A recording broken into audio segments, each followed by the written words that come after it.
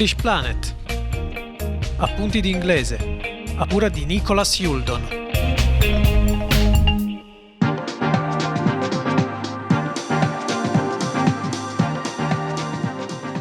Good evening everybody and welcome to another lesson on English Planet. Share the vision of Radio Dreamland, learn how to communicate better with the English-speaking world, the universe and the world of the invisible, and spend a little time reflecting in English with your presenter and English teacher Nick Youldon. And now for something completely different, in the words of Monty Python. Pay attention everybody, because this week I want to try something a little bit different. I want to try and do listening comprehension. I will read you a text, a short text, not too long, not too difficult. Okay, at the end of the text I will ask you some simple questions. I warn you in advance that some of you may quickly recognize the text, the words I'm going to read. Okay, if you're ready, now just sit back, relax and listen. Don't worry if you don't understand everything, just listen. I'll read the text only once, but not too fast. Okay? Listen. Imagine there's no heaven. It's easy if you try. No hell below us. Above us only sky. Imagine all the people living for today. Imagine there's no countries. It isn't hard to do. Nothing to kill or die for. And no religion too. Imagine all the people living life in peace. You may say that I'm a dreamer, but I'm not the only one. I hope someday you'll join us, and the world will be as one. Now I'll ask you some questions related to this text. Some of them may seem difficult. It's not essential for you to answer them all. Some people may understand and answer them immediately. Others may have more difficulty. But I invite you anyway to try to answer them in English. Either write them down or think in your head as you wish. Question number 1. Where is heaven? Where is heaven? Question number 2. What can we see in the sky at night? What can we see in the sky at night? Question number 3. Give 2 possible definitions, explanations or synonyms for the word country. Give 2 possible definitions, explanations or synonyms for the word country. Question number 4. In the line, it isn't hard to do. Hard means easy, difficult, an organ in the human body, or painful. Does the word hard mean easy, difficult, an organ in the human body, or painful? Question number 5. In the opinion of the writer, why are people living life in peace? In the opinion of the writer, why are people living life in peace? Question number 6. In the line, I hope someday you'll join us. What does the word join mean? In the line, I hope someday you'll join us. What does the word join mean? Question number 7. Does this text come from a novel, a poem, or a song? Does this text come from a novel, a poem, or a song. Question number 8.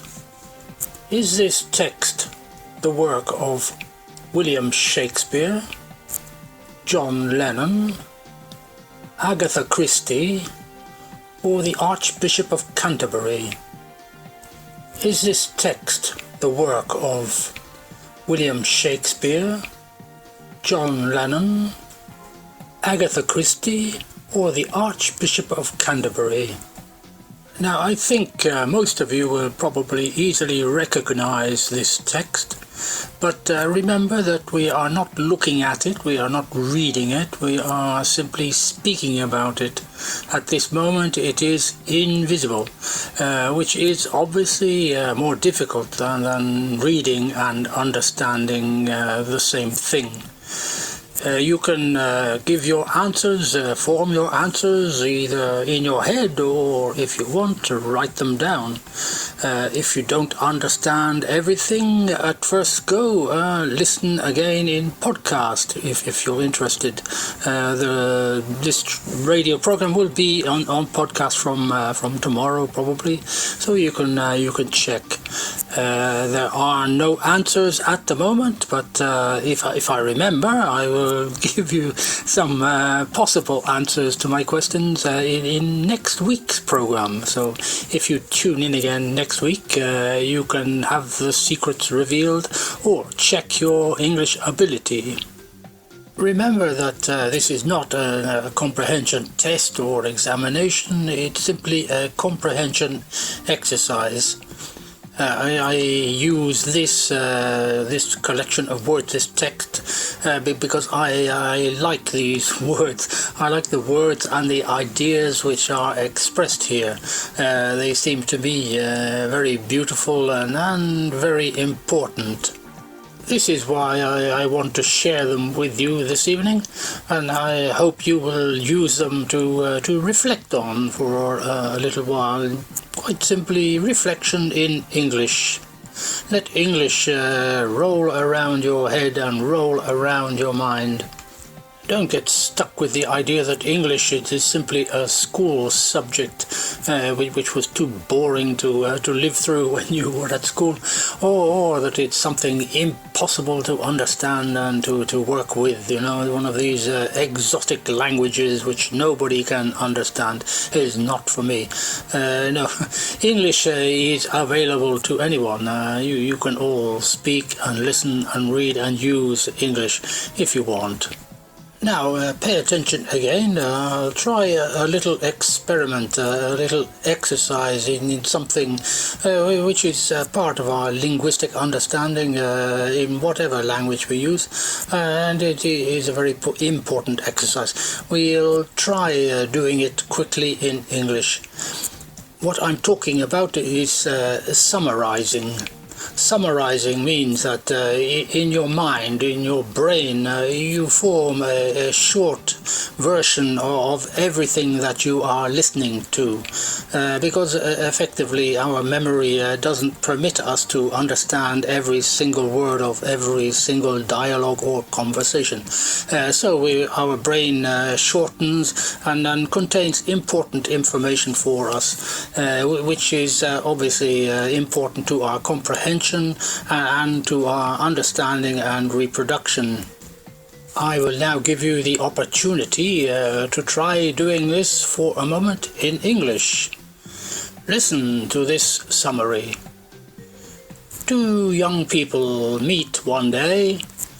They fall in love, but there is a problem between their families.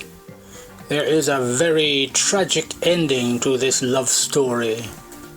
Now I have two quick questions about this love story. Question number 1.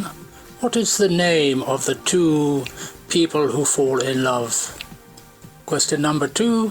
Where do they live? Or where did they live before something tragic happened? Here's another one. A very beautiful, rich and powerful woman believes that she is the most beautiful in the whole world. Then one day she discovers that she has a young and beautiful rival. she tries to kill this rival, this beautiful young girl, but the latter escapes and goes for some time to live in a forest with some strange people. The rich and powerful woman discovers where her rival is hiding and tries to kill her again. But by good fortune, again her beautiful young woman rival survives once more, and there is a very happy ending to this story. Question number 1. Or the only question. No, two questions. What's the name of the beautiful young rival? Question number 2. How many strange people did she live with in the forest? Okay, now you have very short summaries of two very well-known stories, internationally known. If you think for a short while, you will understand that you are familiar with these stories. The information I have given you will enable you to add extra information to complete the stories. This is how our comprehension works. We memorize partial information, and then we use that to create a complete story, a complete document, a complete text, for example. I used this technique to pass some of my university examinations by memorizing summarized information about a particular subject or topic or argument. When I was sitting in the examination room with nothing but my brain and my memory and a pen, I reconstructed the correct answers to the examination. The summary, the skeleton of the information is fundamental to understanding, comprehension and use of language. Now, as I said before, this evening's lesson is a somewhat different lesson from usual. I've just told you two stories. The second story is one you should easily recognize. There is a connection between that story and the story I'm going to present now. This story is not actually a story, it's a kind of mystery, a riddle in English, riddle. Look that up in a dictionary. English people love these things because we love playing games with words in our heads. Pay attention. A man lives on the 10th floor of a block of apartments. Every day he comes out of his flat, apartment, gets into the lift, goes down to the street level and goes to work. Every day he comes home from work, he goes into his apartment block, goes into the lift, travels in the lift up to the 5th floor, floor number 5, 5th floor. Then he gets out and walks up the stairs to his apartment on the 10th floor. Now, we do this as an exercise in discussion in English lessons. It's not possible to do that here, but you can use the information to think in English. Resolve the problem. Why does this man, in the evening, every evening, get out of the lift on the 5th floor when his house, his flat, his apartment is on the 10th floor? Think about it. As I say, there is a connection between this story and the previous story. Think about it. In the meantime, we have a little break, time for some advertising and some important information. Stay tuned to Radio Dreamland. I'll be right back.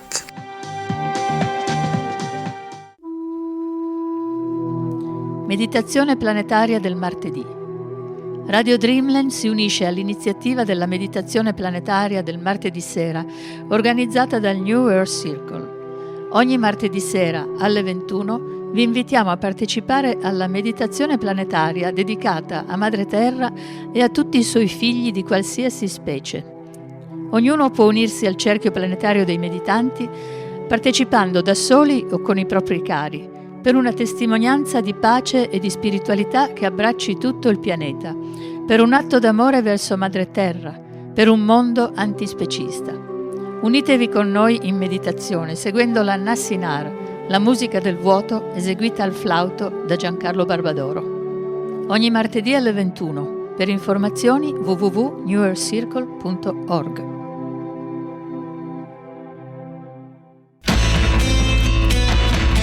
Radio Dreamland. Share the vision.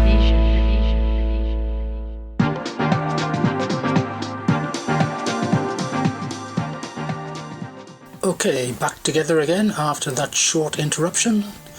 Just a reminder that you're listening to English Planet on Radio Dreamland. Radio Dreamland is internet radio on www.radiodreamland.it Italy. A radio station that transmits from Piedmont, Italy, and is constantly researching and attempting also to transmit peace and harmony to this planet and everything living on it. If you have cats and dogs or other pets with you, let them listen to the radio with you. I'm sure they'll enjoy it. As you may know, I am a Celtic-born native European English teacher existing in and around Turin in Piedmont. And in this part of the program, for the next 12 minutes or so, you can simply listen to a few reflections on an English teacher's position in the world of the invisible. Now, I don't want to bore any of my listeners, and I hope everyone will be patient with me for a moment, because I would just like to say one little thing about my experience when I was young. As a youngster, even as an adolescent, I was very insecure, timid and reserved. I believed that anyone who was looking at me was probably secretly laughing at me. Inside of me, I was happy, I was content with myself, but in public I tried to keep a low profile and not be noticed by other people. But in the words of a famous English comic, everyone has to be somewhere, and so evidently I was visible to other people.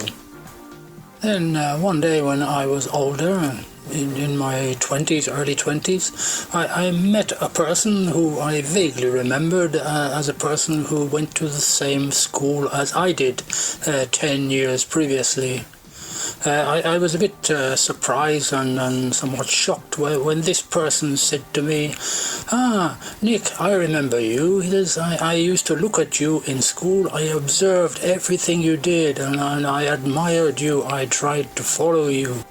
I was not happy about this situation. I didn't say, wonderful, someone admires me, I'm famous. On the other hand, it worried me a little because I thought, well, I obviously influenced this person, but I didn't even think, I didn't even understand that I was influencing this person. The moral of this little tale, this short tale, is not that we should worry about our behavior and who we are influencing. It's more the idea that we never really know who we are influencing, and we may be influencing more people than we think we are. I think we have to be ourselves, simply try to be a good influence in any case, and hope that the message we are trying to communicate will eventually arrive somewhere and expand and be useful to others. The concept or term of influencer has become very important in modern American and British society with the spread of internet, Facebook, social networks, etc., etc. It's very important to young people nowadays to be an influencer or to know an influencer. Influencing is easy to establish and to measure. It's just sufficient to look at the number of followers you have on Instagram, Twitter or Facebook, and you know how big an influencer you are. But what kind of influence are those influencers having on people? In many cases, they have no value, no real consistency to them. They're simple trends, fashions, buy this or buy that, or do this for fun. But they lead you into an empty cul-de-sac, as it may be, rather than being something useful in your life. The founder and inspiration behind this radio station, other Dreamland projects, as well as Eco Spirituality Foundation, that is Giancarlo Barbadoro, spent a large part of his life investigating, studying, communicating, researching into important aspects, important values of ancient traditions, civilizations lost in the past, but also modern technology, modern science, and intelligent life within our universe. Giancarlo spoke to an enormous number of people in all walks of life. He wrote books, he wrote poems, he wrote articles, he wrote research papers, and you just have to read some of these or have had the opportunity to listen to him before he died. But all you have to do is to read these things, and you understand how important they are, how interesting and relevant they are to human life. He went to assemblies of the United Nations, both in New York and in Geneva, on various occasions, and spoke to those assemblies. Not as a VIP or as an important world leader or a national president of a state, but as an ordinary individual citizen. There is no doubt that this man who lived and worked right here in Piedmont, in the center of Dreamland, had an influence which can physically, visibly be seen on the continents of Africa, North America, and Australia. But he was never trying to be an influencer, a leader, a dictator, a dominator. He wasn't interested in power politics. He just wanted to defend sacred rights, human rights, animal rights, rights of any living being to live a peaceful and harmonious period of existence on this planet. His message is very clear and extremely valid in this particular moment in the development of this planet. He wanted to share ancient knowledge, ancient traditions of what remains a large percentage of the population of this planet, the natural peoples. He had a message, an idea, a vision which he wanted to communicate. On that note, I want to move on to another little story I want to tell you. Once upon a time in New York City, in approximately 1964, the middle of the last century, there was a young man who wanted to be a singer, a musician. He played his guitar, he wrote songs, he tried to sing his songs. He wrote one song in particular which he liked, which he was very happy with. But when he played it and sang it for other people, they laughed at him and said, "Oh, that's a stupid song, can't you do better than that?"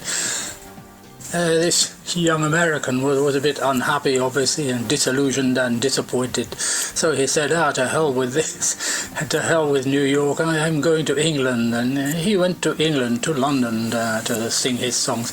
I'll see if the English people like my songs instead of these stupid Americans. As I said, this was 1964. There was a revolution, a music revolution starting in England and America, which everybody knows about now. I mean, it's historically well known. And this young American was part of this new musical revolution, but he was a disappointed and disillusioned part, because nobody liked his song. But a strange thing happened, because while he was playing and trying to make a name in London, his song was recorded by a production studio or some friends of his, and it became a hit in America. Someone called him on the phone from New York and said, "Hey, come back to the States because you're famous now." And in fact, he returned to the States and then became extremely famous and wrote a large number of very, very important songs for the modern world to listen to. Well, why am I telling you this story? The fact is that I am going to tell you the name of this famous artist now. His name is Paul Simon, also famously known for his partnership with Garfunkel, Art Garfunkel, Simon and Garfunkel. The name of the song in question is The Sound of Silence, and all of my ideas and my discovery about this song stemmed from the idea that it was played on Radio Dreamland here a few days ago. Not by Paul Simon, but by another group who recently made a different version of the same song. Now, this little story is interesting to me, at least for one reason, what I was saying before, that this young American believed that people were laughing at him. He was nothing. He was having no influence on anybody. But today, with the passing of time, the song "The Sound of Silence" probably has had a major influence in some way on millions and millions of people all over the planet. Now, it's true that we can't all be musicians and we can't all become famous like Paul Simon. But if we have a good message, there is no doubting that if we share our message with others, then we can have an influence. We can have a positive effect on society and on life. At least that's what I believe. The other aspect of this little story is, in effect, the context. The content of the song, the words, the lyrics, the message which the song was conveying. Basically, the song is an open criticism of modern society, modern majoritarian society. The interesting thing is that this was a view in 1964 of modern majoritarian society. But if we compare the lyrics from this song with today's situation, no improvement has been made in the terms that Paul Simon and many millions of other people would have wished. There has been no real positive change in majoritarian society. Paul Simon would say that human beings live unhappily within modern society because there is no human contact. The song focuses on a world, a society full of people who cannot speak to each other, people who adore neon signs and worship and live for those aspects of society which are very superficial and consumer-based.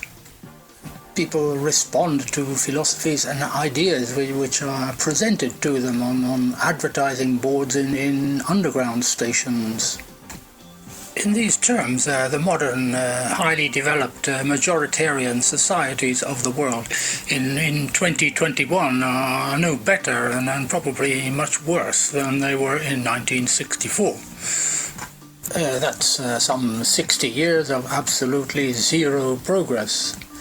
And using the terms of Paul Simon, you could say that people are not listening because in the world, as I said before, around or more than 20% of the world's population are natural peoples who have a different view of life, a different vision of how to live your life, and nobody is listening to what they're saying. Well, actually, more and more people are slowly beginning to listen, but the process is indeed very, very slow. The key to the problem here are actually in the words of the title of the song, The Sound of Silence. Because the sound of silence intended by Paul Simon is a sign of the fact that people locked in this unhappy society don't have either the willpower or the possibility to speak out, to challenge the status quo, to change things. They remain silent within their prison in the majoritarian society. In a somewhat desperate situation of our societies today, people really do need to listen to something alternative. Listening to the songs of Paul Simon is a good start, but they could also listen to the songs and the messages of the Native Americans, for example, or the Aboriginal Australians, or European folk groups, for example, or the messages and music of Lab Gral here in Turin and Giancarlo Barbadoro in Dreamland. Oh my goodness, time has run out on that note. It's time to say good evening to everybody from Nick Youldon. Remember to tune in again next Monday for another lesson on English Planet. And in the meantime, stay tuned to the other programs on Radio Dreamland. And don't forget to share the vision. Good evening.